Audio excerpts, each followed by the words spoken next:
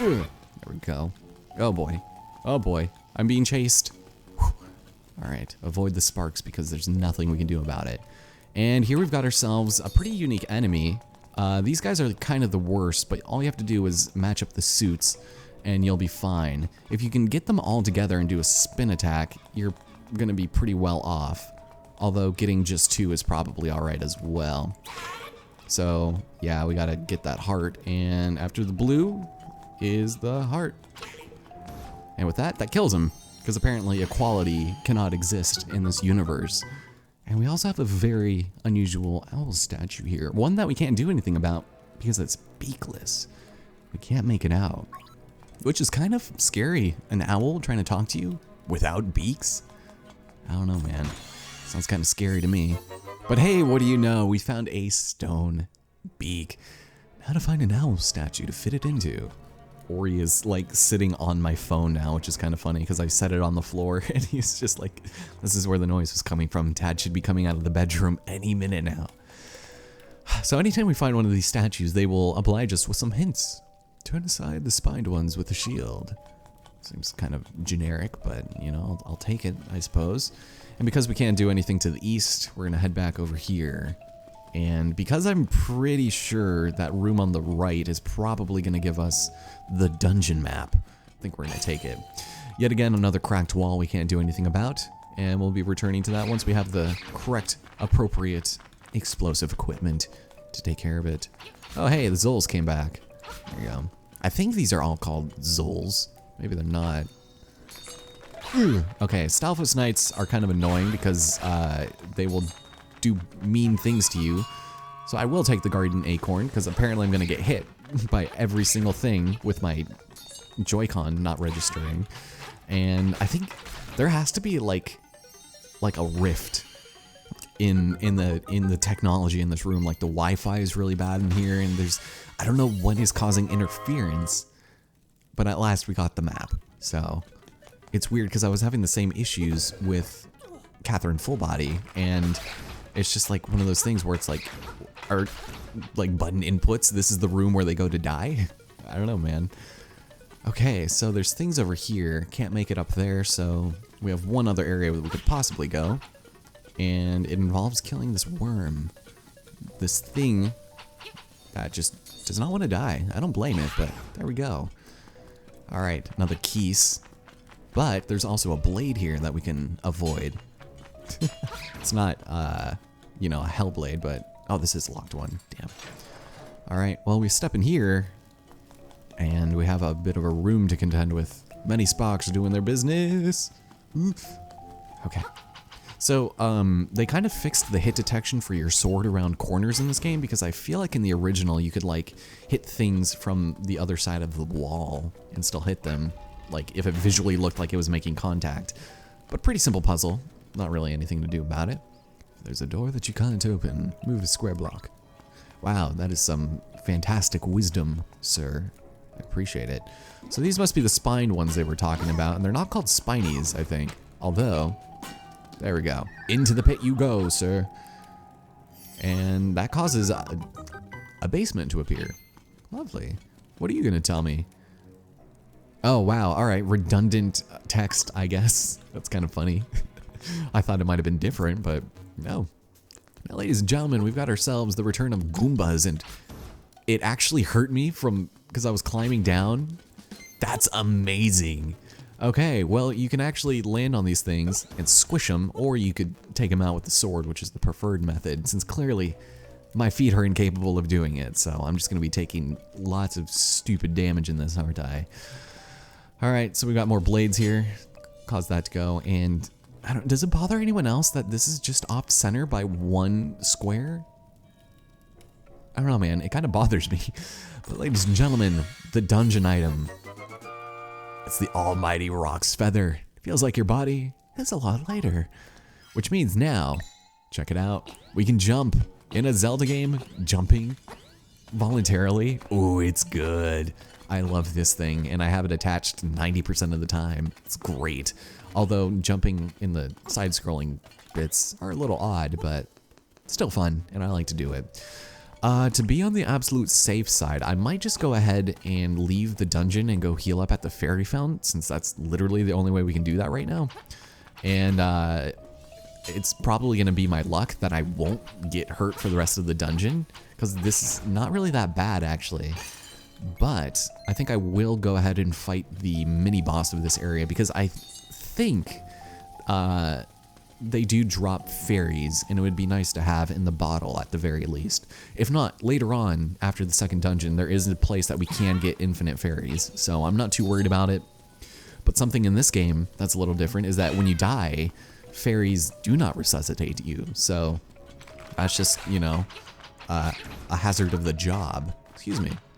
So the thing about Staphos Knights, as you guys know, they'll be hopping back unless you dig them into a corner, and then you show him the true respect of a man with the feather on his hat. But before we move any further up, this guy, excuse me,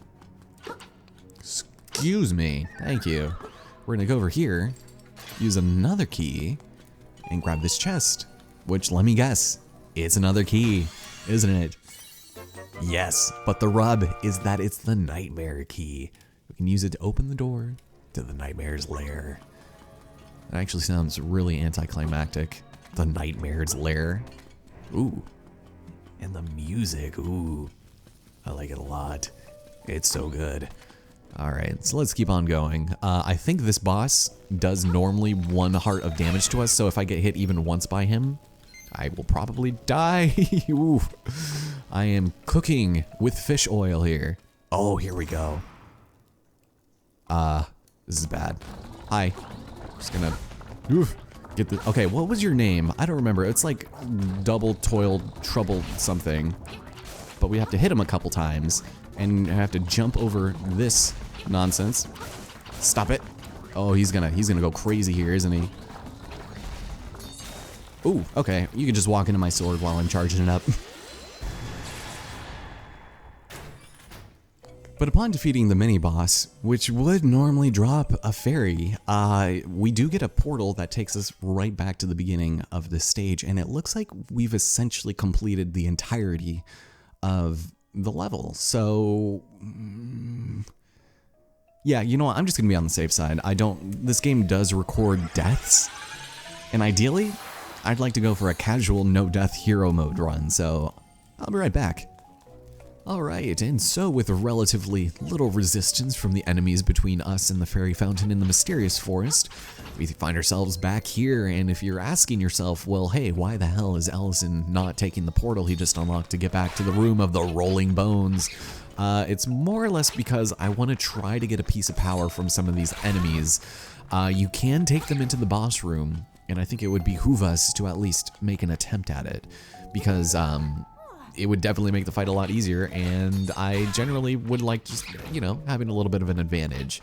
Guardian Acorn is fine. I guess I could probably take that. See if we can even make it over there, but having half damage is pretty safe, I guess, for this mode especially. Will you have it? No. So this is the room of the rolling bones, which means we're probably not going to even be able to take it with us. But whoop. Alright, well, we got those spinning blades.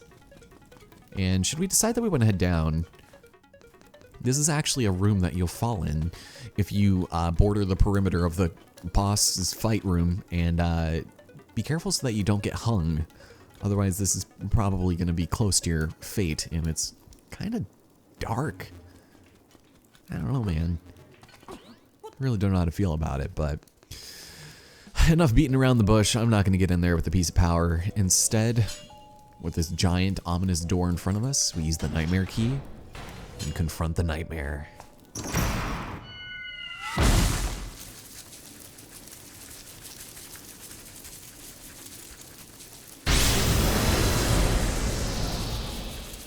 Ladies and gentlemen, the vegetarian hamburger himself, Moldorm. Go ahead and jump to avoid his fast-moving attacks. While his tail is white, it is going to be armored and invincible, more or less. Why he doesn't just keep it that way the entire fight is beyond me, but just keep on hitting it when it turns red, and you'll be good to go. Anyone who's played a Zelda game probably is familiar with how this scenario goes, but in my opinion, this guy is a lot easier to fight than the Rolling Bones.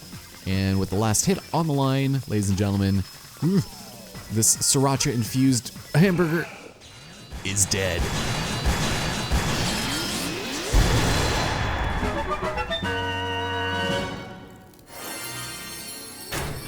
I'm on a diet, bitch. But for now, I will take this heart container. Our maximum number of hearts has increased and our health has been refilled as well. So this is exciting. I do like that.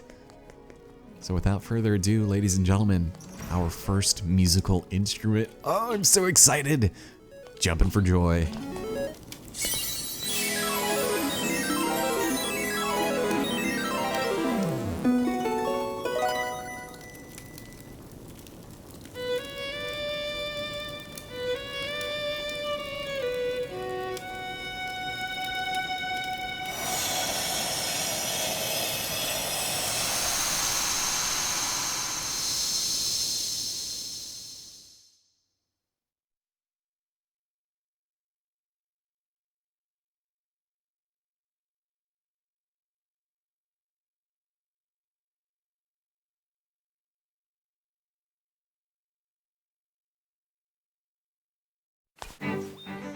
And so, ladies and gentlemen, we just completed our first dungeon, and like I anticipated, we didn't actually even get hit, so great. Leaving and then coming back was entirely useless, but it doesn't stop us from having a good-ass conversation with a nocturnal animal. How's it going, Mr. Owl? That is an instrument of the sirens. I have to admit, at first I did not believe you were real. Wow, when not even an owl has any faith in the protagonist, that's when you know Link is on a path to destruction. That instrument, along with the 7 others in the set, has the power to wake the windfish. You must collect them all. I was instructed to give you directions. Your next goal is north, in Gaponga Swamp. Hoot indeed. Wait, that's my line. Well, we now know exactly where we have to go, but we can't really do anything about it with the swamp in the way itself, and although I haven't showed it, those enemies are really undefeatable in our current state, so I don't know.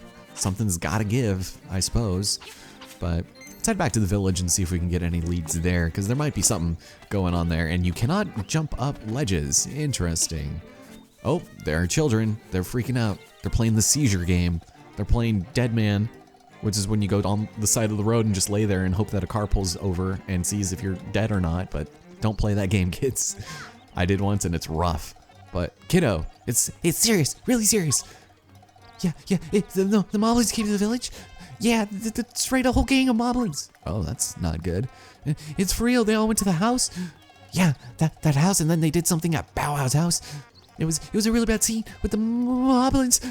I mean, it might be faster to find out for yourself what happened. Yeah, thanks, kids. Real helpful. So unfortunately, we get this really weird music. It's probably one of my least favorite in the entire game, but it turns out someone stole Bow Wow. It's terrible. My Bow Wow was dognapped by moblins. Oh, please somebody help my poor Bow Wow. I'm on the case, lady. Although if we head over here, Marin is completely fine with what's going on. Allison, Terran's taking a nap at home. I don't know how he can sleep on such a nice day. It's not gonna stop her from singing her damn heart out. So we're gonna leave. Terran's not gonna have anything for us, so we'll just head up north. And now that we have Rock's Feather, we'll actually be able to make some pretty quick work out of some stuff. So let's make our way through the mysterious forest again and get these moblins. Hey, have you seen a chain chomp buddy around here at any point in the distant past? Whoa! Excuse me, sir. That guy just sucker punched me. He bopped me right on my stupid nose. How dare you? How dare all of you? I'm gonna start taking damage like crazy now. It's just gonna be that point in the game. Okay, so if we head north, we'll continue that way, but I'm gonna take a quick visit to the ferry. There we go. And we can't do anything about that log entrance quite yet. So I'm gonna go do this. Now this very inconspicuous set of flowers is kind of indicating to me, hey, maybe you should dig up here, dummy, and collect another seashell. This is the secret seashell. I can't speak. And we'll go and take a quick visit to our dear friend here. Lots of ropes. Thank you, lady. Nice. Let's heal your wounds and get rid of all that stress. Hooray! I would never survive a 3-heart run of this game. I think this and Zelda 1, and probably Zelda 2, I would not be able to do a 3-heart run. I did a really long time ago on Link to the Past, and I think that's probably the hardest one that I've actually been able to complete, since all the other games are really easy in that respect. But we can jump over here, and this is where we got the tail thing, I believe. So, excuse me, sir. So here we are back. If we head up north, yeah, it doesn't tell us what's up ahead, but we can now head over here into this house.